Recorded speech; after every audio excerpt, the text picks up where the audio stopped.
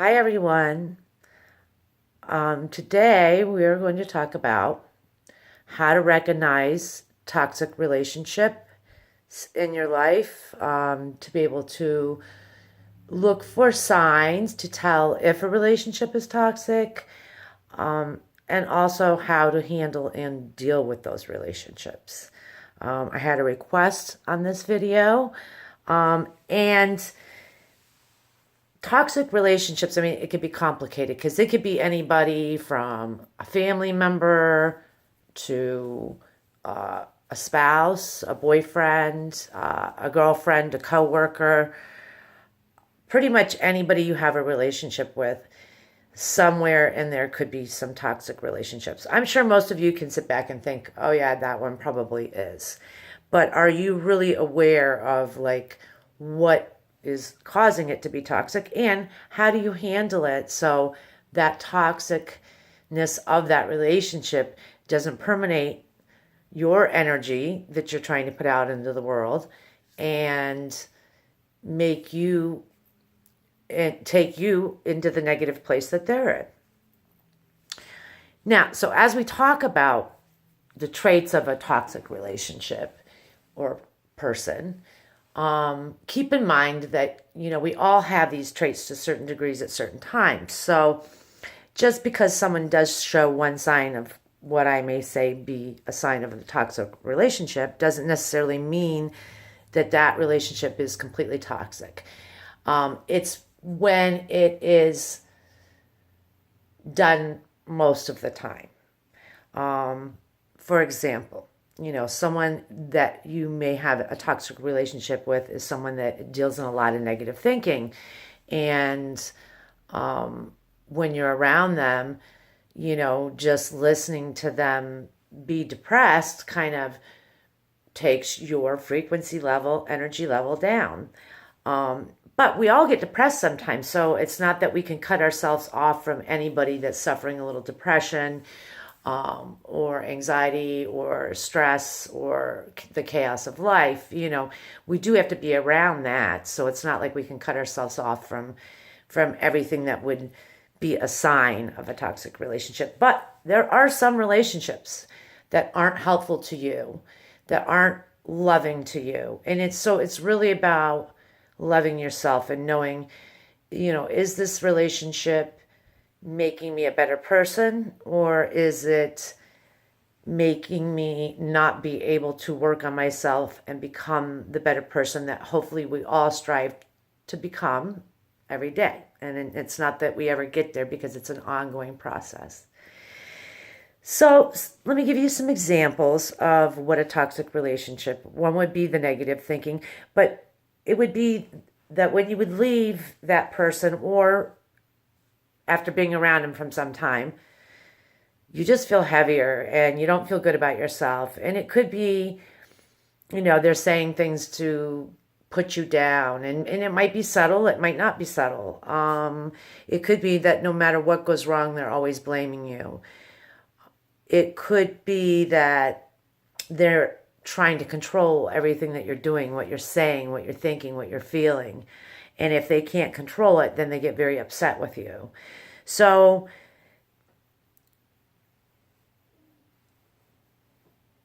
it could be just when you leave, you just feel like they kind of sucked the energy out of you. And on a regular basis, because you can have good relationships where you might have a day you have a fight and you feel that way, but you're not going to feel that way all the time. A healthy relationship, that person wouldn't be jealous of you. They would be excited for you to better yourself in whatever way, whether that be through career or spiritually, health-wise. They would see the potential that you have and let you know about it. They would basically be there for you, and be able to listen if you're upset and be able to comfort you. Someone that's a possible toxic relationship probably won't listen to you. Everything's going to be more about them. Um, but what we have to realize is within these toxic relationships, um, most of the time, people are toxic because something is going on in their life that they're not happy about. So they're not able to really give and to be there. Maybe they don't love themselves. So it's hard for them to show love to others, or they'll be jealous, or it could be that they've had something terrible happen to them. So I kind of quit judging people for how they are in this world. I know I had one lady that I had to work with as a client. She was a client of mine, and she was such a negative person. And she was an older lady. And I was thinking, boy, you know, this lady, she always treated me okay because I learned to set my boundaries with her, and she kind of knew that she couldn't, but I would hear how she treated other people. And it was like, this lady's a bitch. But, I had to kind of, because she was a client, I had to be nice and try to do my best for her, which I did, and tried to overlook that. Well, she opened up to me, and she told me a story about when she was a little girl that her mother, she had a bunch of brothers and sisters. When it was Christmas time, her mother would buy everyone a Christmas present but her. So every year she went without a Christmas present. And when she told me that, I was like, oh my God, how terrible is that? And then one year her brother, when he got older, felt sorry for her and bought her a doll. And she was so excited about the doll. And her mom took the doll and destroyed it. So once I heard that story, I was like, okay, I get why she is a little toxic. I get why she's a little negative. And she wasn't able to grow and learn from her pain. She kind of held it in. And so that's really what's going on with a toxic person, is they're holding stuff in, and they haven't learned to deal and process and learn, because trauma happens to all of us. And the reason it happens is so we can learn from it, and we can grow, and we can become better. But unfortunately, not all of us do that. Sometimes people get off track, and they can do that in many ways, and then it shows up through anger, through selfishness, through addiction, through depression. So I think the most important thing, well, I don't want to say the most important thing, but one of the important things is to understand where their toxicity is coming from, because then you're not going to take it as personally. If you know that they're hurting about something, or maybe they haven't dealt something, and honestly, after that lady told me that story, I didn't, she's not with us anymore, God bless her, but I had empathy for her. I still didn't like the way she treated other people, but that's what happens when someone's treated poorly. Then they treat other people poorly, unless we learn from that, which is, if you're here and you're listening to this and you're this far into it, you are working on learning from that. So some toxic people, are not people we can get away from. They might be family members and children, parents. At this point, it might be your spouse. Now, if given a spouse, you could eventually get away from them. And if, depending on how toxic it is, maybe that's the answer. If someone is pretty toxic in your life and you don't have a reason that you have to be around them, in a severe case, you might have to cut them off. You might have to remove that relationship from your life, because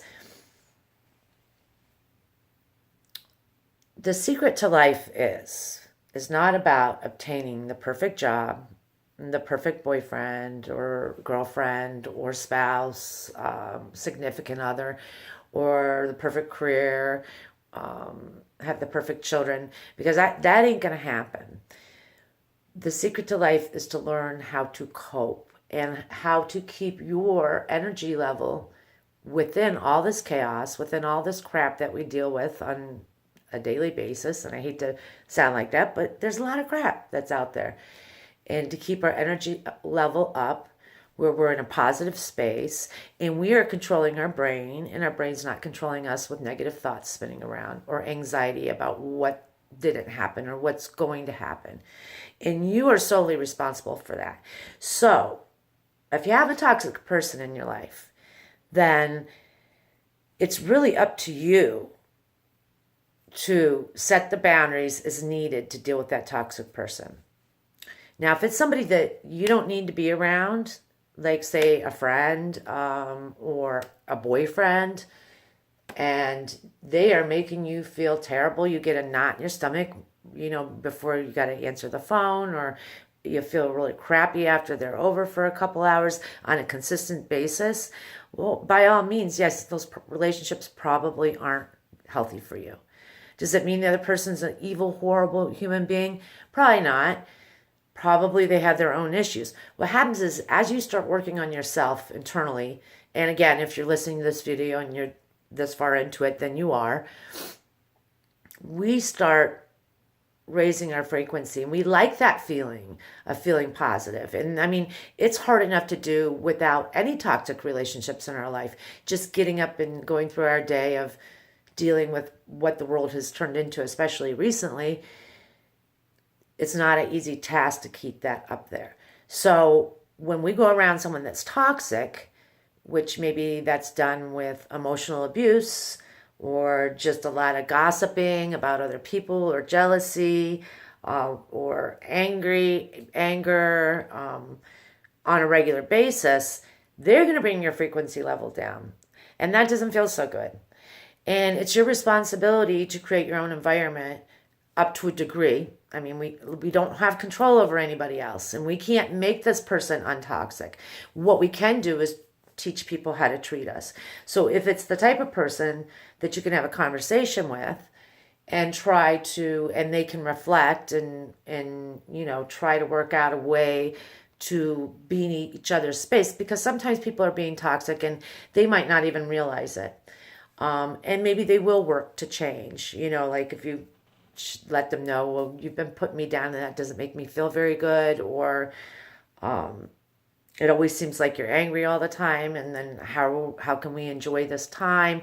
And maybe, but maybe not. And if not, then you have to separate yourself at whatever that might look like. Spending less time together, spending less time on the phone.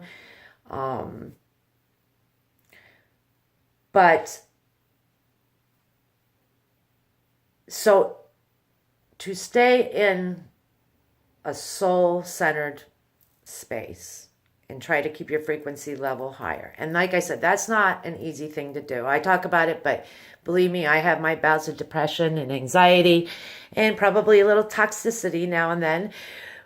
And that's okay, because we're all human. It's just that we need to continue to work on that. And why? Because if we do, then we end up having a happier life. And that is the key to a happy life, because life throws a lot of shit at you. So it's really learning how to cope, how to manage relationships, how to communicate properly. Now, if someone's being toxic with you and then you start yelling and screaming back, or you start taking what they say personally, when probably if you weren't around that person, you wouldn't think those things about yourself. I know I was in one relationship when I was real young that was abusive, but I didn't even really realize it, because at first, most abusive people will be very, very nice in the beginning, manipulative. And so in the beginning, it would have looked like one of the best relationships I ever had. But over time, there was just like little subtle digs, until it turned into straight up emotional abuse. And then at one point physical, and luckily I was able to get out of it, and I was able to learn from it. And I think the most important thing that I came away from that relationship with is that I chose it. I chose it for myself. I chose to be with someone who was not nice to me. on a regular basis. Not only not nice, but really did not have my best interest at heart at all. Now, did the person love me? Actually, I think the person did love me, but I think that they were so hurt themselves inside by things that had happened to them, and by no way had worked on themselves in any way. So it was a way to control me and to reflect the abuse onto me that was done to him when he was younger. So do I look at him like an evil person? I try not to. But but what I learned from it, because I had to like wake up one day and say, how did I end up here? What happened? And I realized that I chose that person to be in my life. So we have to be, careful who we choose to allow in our life, because if someone is, and it's not that we shouldn't help people that are struggling and that are further down, but we have to do it with boundaries. Because if we let them in completely with no boundaries and no love and care to ourselves or our own environment, they'll just come in and make a big freaking mess all over your life. And you'll be trying to dig out of holes, let alone not even be able to move forward. So, okay, I could talk about this subject for a long time. Again, if it's like a family member or someone that, you have to deal with on a regular basis, and it's harder to set those boundaries, you can still set them. You can, limit the time that you're around them. You can try to talk with them if you can. Some people will be open to listening, not everyone, so that might not work. I know I had someone recently write a list of boundaries, an actual list to a family member that had been very toxic to her. And so she wrote a list for herself and actually gave a list to the toxic person, and she's trying to follow them, which gives her some sense of control and how this relationship is going, and it's not just the toxic person bashing on her. But if it is that toxic and you don't really need to be there, like in my situation with the boyfriend, yeah, you got to decide, what are you choosing? So hopefully you've all had a soul-inspired week. I'm sorry it's been so long. I think I had mentioned that in a past video I'm raising my grandkids, and they're at an age where it's like almost impossible to find a moment. But when I get time, I'll be back to make another video. Thank you. And please like and subscribe if you're finding this helpful.